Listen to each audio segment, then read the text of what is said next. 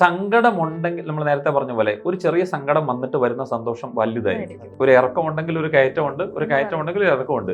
Life വളരെ smooth ആയിട്ട് പോകുന്ന ഒരു സ്ട്രൈറ്റ് ലൈൻ ആണെങ്കിലും ലോകത്ത് യുദ്ധങ്ങളൊന്നുമില്ല, പ്രശ്നങ്ങളൊന്നുമില്ല, മനസ്സമാധാനക്കേടൊന്നുമില്ല, എപ്പോഴും ഹാപ്പി ആവുന്ന ഒരു അവസ്ഥ. അല്ല, നമ്മൾ പറയുമല്ലോ പോസിറ്റീവ് വൈബ്സ് ഉള്ളി, അങ്ങനെ ഒരു ഫുൾ പോസിറ്റീവ് വൈബ്സ് ഉള്ളി, അങ്ങനെ ഒരു സാഹചര്യം ഉണ്ടാവും. ഇനി അങ്ങനെ ഒരു സാഹചര്യം ഉണ്ടായാൽ എന്തായിരിക്കും അവസ്ഥ? നന്നായിട്ട് ബോറടിക്കും. സത്യം പറയാലോ, എനിക്ക് തോന്നുന്നു നമ്മൾ എന്തെങ്കിലുമൊക്കെ ചെയ്യുമ്പോൾ നമുക്ക് അച്ചീവ് ചെയ്യാൻ എന്തെങ്കിലും കാര്യം, നമുക്ക് എന്തെങ്കിലും ഒരു കുറവൊക്കെ ഉണ്ടാകുമ്പോഴാണ് നമുക്കൊരു സന്തോഷം, അല്ലെ അത് ചെയ്യാനുള്ള കാര്യം. നമുക്ക് എല്ലാം ഉണ്ടെങ്കിൽ പ്രത്യേകിച്ച് ഒന്നും ചെയ്യണ്ടല്ലോ. പക്ഷെ നമുക്ക് ഇപ്പോൾ നമ്മുടെ ആഗ്രഹം എന്ന് പറഞ്ഞാൽ നമ്മൾ എപ്പോഴും സന്തോഷമായിട്ടിരിക്കാന്നുള്ള അല്ലേ, ഭയങ്കര ഹാപ്പി ആയിട്ടിരിക്കണം നമുക്ക് ആഗ്രഹം. ഹാപ്പി ആയിട്ടിരിക്കുക എന്നുള്ളതിനപ്പുറത്തേക്ക് നമുക്കൊന്നുമില്ല. കാരണം നമ്മൾ ആരെങ്കിലും എന്നാ കുറച്ച് സങ്കടം, ഇനി കുറച്ച് സങ്കടം ആവട്ടെ നമ്മൾ ചിന്തിക്കുമോ? ഇല്ല, ഒരിക്കലും ചിന്തിക്കില്ല. ഫുൾ ഹാപ്പി ആവണം. പക്ഷെ അങ്ങനെ ഒരു ഹാപ്പി ആയി ഇപ്പൊ നമുക്ക് ഇത്ര വയസ്സ് വരെ നമ്മൾ ജീവിച്ചു, ഈ വർഷം ഈ സമയം വരെ ഉണ്ടായിരുന്ന സങ്കടങ്ങളും പ്രയാസങ്ങളും സന്തോഷങ്ങളും നമ്മൾ നോക്കി കഴിഞ്ഞാൽ രണ്ടും മിക്സ്ഡ് ആണ്. പക്ഷെ ഇനി അങ്ങോട്ട് സന്തോഷം മാത്രമേ ഉള്ളൂ. യുദ്ധങ്ങളില്ല, ഇസ്രായേൽ ഫലസ്തീൻ കോൺഫ്ലിക്റ്റ് ഇല്ല, അതിർത്തി തർക്കങ്ങളില്ല, ഒരു പ്രശ്നമില്ല, രാഷ്ട്രീയമായ സംഘർഷങ്ങളില്ല, മതപരമായ അങ്ങോട്ടും ഇങ്ങോട്ടുള്ള പ്രശ്നങ്ങളൊന്നുമില്ല. ഫുൾ ഹാപ്പിയാണ്. പക്ഷെ അപ്പോ ഫുൾ ഹാപ്പി ആണ് എങ്കിൽ മനുഷ്യരുടെ തന്നെ മാറിക്കഴിഞ്ഞു അല്ലെ. മനുഷ്യർ എന്നുള്ള സ്പീഷീസിൽ പ്രശ്നങ്ങൾ ഉണ്ടാക്കാനുള്ള ഇപ്പൊ ഒരാൾ നമ്മുടെ എതിരെ നടന്നു വരുന്നു അല്ലേ, ഒരാളെതിരെ നടന്നു വരുന്നു. അപ്പൊ അയാൾ ഒരു പൊതിയോ അല്ലെങ്കിൽ അയാളുടെ കയ്യിൽ എന്തെങ്കിലും ഉണ്ട്, നമ്മൾ ഓപ്പോസിറ്റ് നടന്നു പോകുന്നു. നമ്മുടെ കയ്യിൽ എന്താണ് അയാൾ കൊണ്ടുപോകുന്നത് നമ്മൾ എന്തായാലും ചിന്തിച്ചു നോക്കും അല്ലേ, നമ്മൾ ഓട്ടോമാറ്റിക്കലി ചിന്തിച്ചു നോക്കും. നമുക്ക് എന്തെങ്കിലും ഇല്ലാത്തപ്പോഴായിരിക്കും നമ്മൾ അത് നോക്കി പോകുന്നത്. അപ്പൊ ഇങ്ങനെ ഒരു സിറ്റുവേഷൻ വന്നു കഴിഞ്ഞാൽ അയാളെ ആരെ മൈൻഡ് ചെയ്യാതെ ഇതൊരു ഉട്ടോപ്യൻ ആശയമായിരിക്കും ചിലപ്പോ. പക്ഷേ ഇതിനകത്ത് നമ്മൾ ശ്രദ്ധിക്കേണ്ട ഒരു കാര്യം, നമ്മളെ മുമ്പോട്ട് ജീവിക്കാൻ പ്രേരിപ്പിക്കുന്നത് തന്നെ പ്രതീക്ഷകളാണ് എന്ന് പറയാറുണ്ട്. അപ്പോൾ ഇനി പ്രതീക്ഷിക്കാനൊന്നുമില്ല, എല്ലാം കിട്ടി എന്നുള്ളൊരു അവസ്ഥ വരികയാണെങ്കിൽ മുമ്പേ പറഞ്ഞ പോലെ ലൈഫ് ഭയങ്കര ബോറിംഗ് ആവുമായിരിക്കും.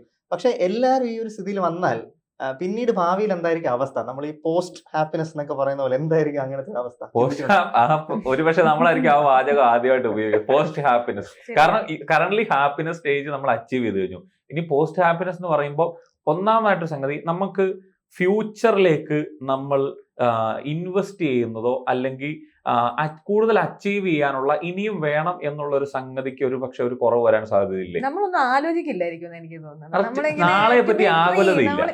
ഒന്നിനെ പറ്റി നമുക്ക് ഒരു ആകുലതയില്ല. യാത്ര ചെയ്യുന്നത് പോലും ഏതെങ്കിലും ഒരു വിഷമത്തിൽ നിന്ന് ഒളിച്ചോടാൻ വേണ്ടി, അല്ലെങ്കിൽ എനിക്ക് ഇവിടെ കിട്ടാത്ത എന്തോന്ന് കൾച്ചർ എക്സ്പ്ലോർ ചെയ്യാൻ പോകുന്നവരുണ്ട്. പക്ഷെ ഇവിടെ കിട്ടാത്ത എന്തോ ഒന്ന് നേടാൻ വേണ്ടി, ഒരു സമാധാനത്തിന് വേണ്ടി യാത്ര പോകുന്നവരുണ്ട്. ഒരുപക്ഷെ നമ്മുടെ ഈ കുഴിമന്തി കടകളും ചായക്കടകളും ഒക്കെ ഒരുപക്ഷെ പകുതിയും പൂട്ടിപ്പോയിരിക്കും അല്ലേ. കാരണം ഫുൾ ടൈം സന്തോഷമാണ്. എന്നാ ഞാൻ എന്തിനാണ് കടയിൽ പോയിരുന്നത്? ഇപ്പൊ നമ്മൾ കൂട്ടുകാരോടെ അളിയവാ നമുക്കൊന്ന് പുറത്തു പോകാം എന്ന് പറയുന്നു. അപ്പൊ നമുക്ക് ആ പോസിറ്റീവ് വൈബ് അവിടെ ഉണ്ടാക്കിയെടുക്കാൻ വേണ്ടി നമ്മൾ എല്ലാവരോടും വർത്താനം ഒന്ന് പുറത്തു പോകുന്നു. എന്തിനാ പുറത്തു പോകുന്നത്? എനിക്ക് വീട്ടിൽ ഇതുണ്ടല്ലോ. ഷോപ്പുകളും ഷോപ്പിംഗ് മാളുകളും എന്നുള്ള സാധനം നമുക്ക് പർച്ചേസ് ചെയ്യുന്നതിനപ്പുറത്തേക്ക് ഈ നമുക്ക് ഇപ്പൊ നമ്മൾ നൈറ്റ് ഫുള്ള് വർക്ക് ചെയ്യുന്ന ചായക്കടകളുണ്ട്. ആ ചായക്കടകൾ ഉണ്ടാവും. വീട്ടിൽ സന്തോഷമല്ലേ, നമുക്ക് കൂട്ടുകാരെ വീട്ടിലുണ്ടാവും, അവിടെ ചായ അവൈലബിൾ ആണ് അല്ലേ, തൃപ്തിയാണ്.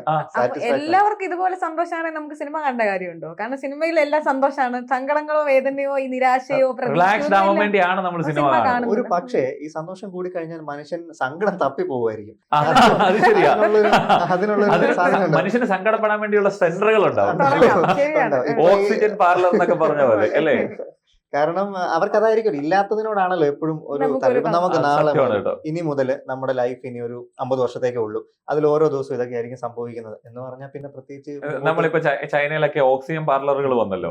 അപ്പൊ അതുപോലെ തന്നെ ഗ്രീഫ് പാർലറുകളോ മെലങ്കോലിക് പാർലറുകളോ അല്ലെങ്കിൽ സാഡ്നെസ് പാർലറുകളോ, അതെനിക്ക് തോന്നുന്നു ഈ ഡോക്ടർമാർ അങ്ങനെയുള്ള ഡയറ്റീഷ്യൻ എന്നൊക്കെ പറയുന്നത് പോലെ ഇത് കൃത്യമായിട്ട് ഇത്ര അളവിൽ നമുക്കൊരു പേര് പറഞ്ഞു. മനുഷ്യനെ കുറിച്ച് പറയുമ്പോ തന്നെ മനുഷ്യനൊരു പ്രത്യേകത മറ്റു ജീവികളിൽ നിന്ന് കരയാനും കഴിയും, ചിരിക്കാനും കഴിയും. അപ്പം കരയേണ്ട സാഹചര്യം വരുന്നില്ല, കണ്ണുനീര് പുറത്തോട്ട് വരുന്നില്ല. അപ്പൊ പക്ഷെ ബന്ധങ്ങൾ അപ്പോ അത്രമാത്രം സ്ട്രോങ് ആകുമോ എന്നുള്ളൊരു ചോദ്യമുണ്ട്. അങ്ങനെ സ്ട്രോങ് ആവാൻ സാധ്യതയുണ്ടോ? കാരണം നമുക്ക് ഇപ്പൊ നമ്മൾ ഒരാളുമായിട്ട് അകന്നിരുന്നു, അപ്പോൾ ആ കണ്ണുള്ളപ്പോ കണ്ണിന്റെ വില നമുക്ക് അറിയില്ല എന്ന് പറഞ്ഞ സാധനം അവിടെ വർക്ക് ചെയ്യത്തില്ലേ?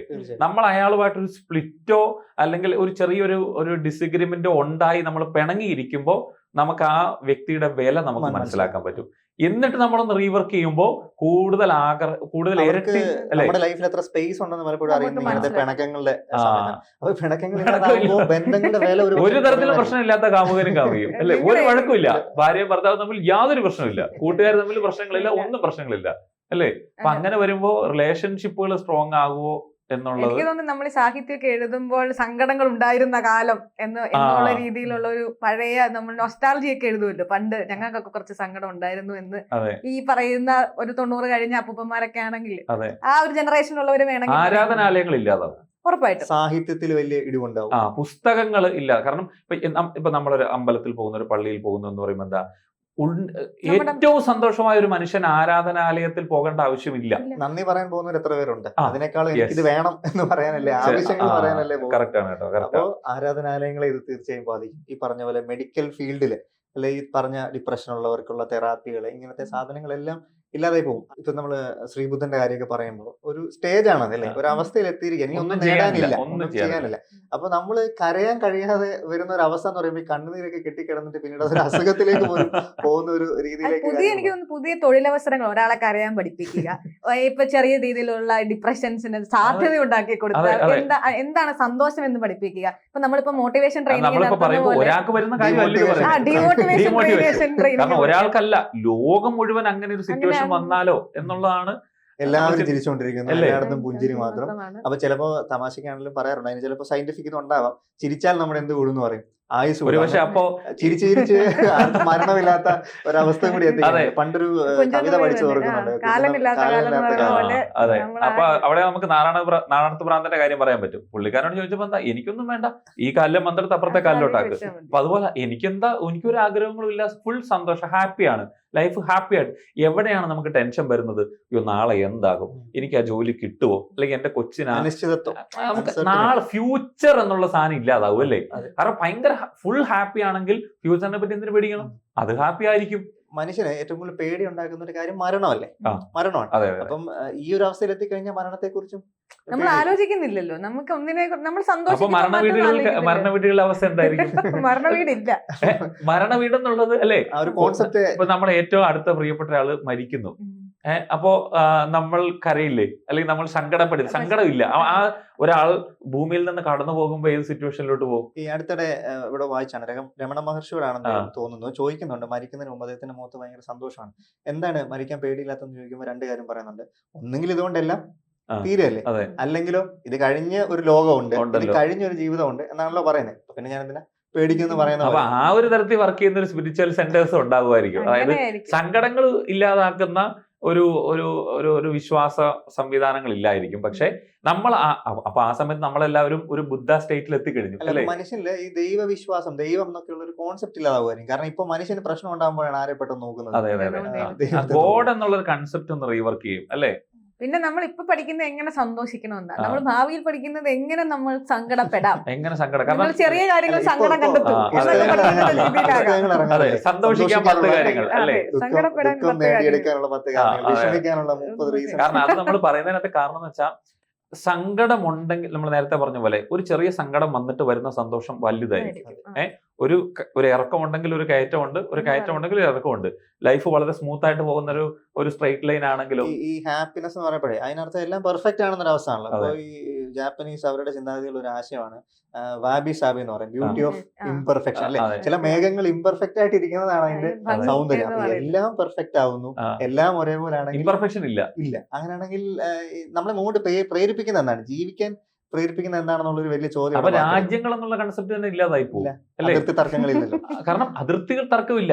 ഇപ്പൊ അരുണാചൽ പ്രദേശിന് അപ്പുറത്തേക്ക് ഇന്ത്യൻ പട്ടാളവും ചൈനീസ് പട്ടാളവും ഒന്നിച്ചിരുന്ന് കാപ്പ് പിടിക്കുന്നു. ലോകമേ തറവാട് കോൺസെപ്റ്റ് പണ്ടേ ഉണ്ട്. ഇത് പ്രാക്ടിക്കൽ തലത്തിലേക്ക് വന്നു കഴിയുമ്പോൾ എന്താകും എന്നുള്ളതാണ്. കാരണം അവിടെ ആര് ജയിച്ചാലും ഇവിടെ ആര് ജയിച്ചാലും ഒരു പ്രശ്നമില്ല. കാരണം സ്ഥാനാർത്ഥികൾ പോലും ഉണ്ടാവും, മത്സരങ്ങളില്ല. കാരണം മത്സരം ജയിക്കണം, ഇതെന്റെ അഭിമാന പ്രശ്നമാണ് എന്നുള്ള. കാരണം ഞാൻ തോറ്റാലും എനിക്ക് സന്തോഷമുള്ളൂ. അപ്പൊ അങ്ങനെ ഒരു മത്സരാർത്ഥികളിൽ സ്പോർട്സിൽ വരുന്ന മാറ്റങ്ങൾ അല്ലെ, മത്സരങ്ങളില്ലാതാവുമല്ലേ. എങ്ങനെയായിരിക്കും പരീക്ഷകൾ ഉണ്ടാവും? കോളേജ് വിദ്യാർത്ഥികൾക്ക് പരീക്ഷ ആവശ്യം വരില്ല, പരീക്ഷ വേണ്ട, മത്സരങ്ങളില്ല. കാരണം സന്തോഷമാണ് ആഫ്റ്റർ ഓൾ. അപ്പോൾ സന്തോഷമാകുമ്പോ നമ്മൾ പരിശ്രമിക്കേണ്ട ഒരു കാര്യമില്ല. ആഫ്റ്റർ ഓൾ നമുക്ക് ലൈഫിലെല്ലാം കിട്ടിക്കൊണ്ടിരിക്കുന്ന ഒരു സാഹചര്യം വരുമ്പോൾ നമ്മളൊന്നും അറ്റൈൻ ചെയ്യാനില്ല. പക്ഷെ സന്തോഷം എന്താണെന്നുള്ള ഡെഫിനേഷൻ മാറി പോകുന്ന എനിക്ക് തോന്നുന്നത്. നമ്മളിപ്പോ വിചാരിക്കുന്ന ഒരു സന്തോഷമല്ല. നമുക്കിപ്പോ ഒരു ചെറിയ കാര്യം മതി. ഇപ്പം ബിരിയാണി കിട്ടിയാൽ സന്തോഷിക്കുന്ന എത്രയോ ആളുകൾ. ഇപ്പൊ നമ്മൾ കല്യാണത്തിന് പോയിട്ട് ബിരിയാണി, ഇപ്പൊ നമ്മുടെ വീട്ടിലേക്ക് ഒരു വിരുന്നുകാർ വരുന്നവരെ കയ്യിലൊരു കവർ ഉണ്ടെങ്കിൽ, ബേക്കറി സാധനം ഉണ്ടെങ്കിൽ സന്തോഷിക്കുന്ന ആളുകളുണ്ട്. പക്ഷെ നമ്മള് ഈ പറയുന്ന ലോകത്തിൽ അങ്ങനെ സന്തോഷിക്കും. എനിക്ക് തോന്നുന്നു നമ്മുടെ ലൈഫിന്റെ ഓരോ സ്റ്റേജിലും ഈ ഹാപ്പിനെസിന്റെ ലെവൽ മാറുന്നുണ്ടല്ലേ. ഇപ്പൊ ഈ പറഞ്ഞ പോലെ കുഞ്ഞിലെ ബിരിയാണി കാണുന്നതായിരുന്നു സന്തോഷം. ഇപ്പൊ എന്നും ബിരിയാണി കഴിച്ചു കഴിയുമ്പോ വേറെ അതെ, എന്തെങ്കിലും അവൈലബിലിറ്റി ബിരിയാണി കടകളെക്കാളും കുഴിമന്തി കടകൾ അതെ. വരുന്ന വരുന്ന കാലമാണ്. കാലമാണ്. ചിക്കൻ മധുഹൂത്ത് വന്ന് കുഴിമന്തി അല്ലേ ഇപ്പൊ ട്രെൻഡ്, കുഴിമന്തി മാറിക്കഴിഞ്ഞു. അപ്പൊ നമുക്ക് പുതിയ പുതിയ കാര്യങ്ങൾ അവൈലബിൾ ആകുകയാണ്. അപ്പൊ ഒന്നിലും നമുക്ക് സ്റ്റിക്ക് ഓൺ ചെയ്യാൻ പറ്റുന്നില്ല. ഇല്ല. അപ്പോൾ ആ ഒരു സ്റ്റേജ് ഇല്ലാതാവും. കാരണം എന്ത് കിട്ടിയാലും ഹാപ്പിനെസ് എന്നുള്ള ഒരു സംവിധാനം അല്ലെങ്കിൽ ഫുൾ ടൈം ഹാപ്പിനെസ് ആണ് എങ്കിൽ ഹാപ്പിനെസിന്റെ വിലയില്ല. വിലയില്ലാതാവും. സന്തോഷം അവൈലബിലിറ്റി കൂടുമ്പോൾ ഡിമാൻഡ് കുറയുമല്ലോ. അതെ, അതെ. സന്തോഷിക്കാൻ നമുക്ക് കാര്യമില്ല, ആവശ്യങ്ങളില്ല. ഇപ്പൊ പറയാറില്ലേ, അങ്ങനെ വരുമ്പോ നമ്മൾ പിന്നീട് ഈ പറഞ്ഞ പോലെ പലരും ഹിമാലയത്തിലൊക്കെ പോയി അവിടെ ഇരിക്കുന്നു, സമാധാനമാണ്, ഇനി ഒന്നും ചെയ്യാനില്ല. നമുക്കൊരു പരസ്യം ഉണ്ടല്ലോ, ചില സമയത്ത് ഒന്നും ചെയ്യാതെ ഇരിക്കും എന്ന് പറയുന്ന പരസ്യം പോലെ നമ്മള് വെറുതെ ഒന്നും ചെയ്യുന്നില്ല. നമ്മളൊന്നും പ്രത്യേകിച്ച് ഒന്നും ചെയ്യില്ല. ചെയ്യാനില്ല, എല്ലാം നമുക്ക് attain ചെയ്യും. ക്രിയേറ്റീവായി പ്രൊഡക്ടിവിറ്റി ഇതൊന്നും വർക്ക് ചെയ്യുന്ന എനിക്ക് അതെ, അതെ. തോന്നുന്നില്ല. കാരണം ആരും ജോലി ചെയ്യേണ്ട കാര്യമില്ലല്ലോ. ആ. നമുക്ക് സന്തോഷമുണ്ടല്ലോ Yes. എന്ത് ജോലി ഒരു ചെയ്യുന്നത്. ക്രാഫ്റ്റ് നമ്മൾ ചെയ്യുന്നു, ആ. ആ ക്രാഫ്റ്റ് കുറച്ച് ആളുകൾ കാണുന്നു, അപ്രീഷിയേറ്റ് ചെയ്യുന്നു, നമുക്കൊരു സാറ്റിസ്ഫാക്ഷൻ കിട്ടുന്നു. അത് ആ ക്രാഫ്റ്റ് നമ്മൾ ചെയ്തില്ലെങ്കിൽ നമുക്ക് കിട്ടും. കിട്ടുന്നുണ്ട്. അപ്പൊ passion. നിഷ്ക്രിയമായ ലോകമായി പോകും. അതെ, നമ്മളൊന്നും പാഷൻ എന്നൊരു ചെയ്യുന്നില്ല. കാര്യത്തിന് വലിയ പ്രസക്തി പ്രസക്തി ഇല്ല. ഇല്ലാതെ എന്തിനാണ് എല്ലാം നമ്മള് കിട്ടിയല്ലോ, അതെ, അതെ. എല്ലാം കിട്ടിയെങ്കിൽ ഇനി എന്ത്.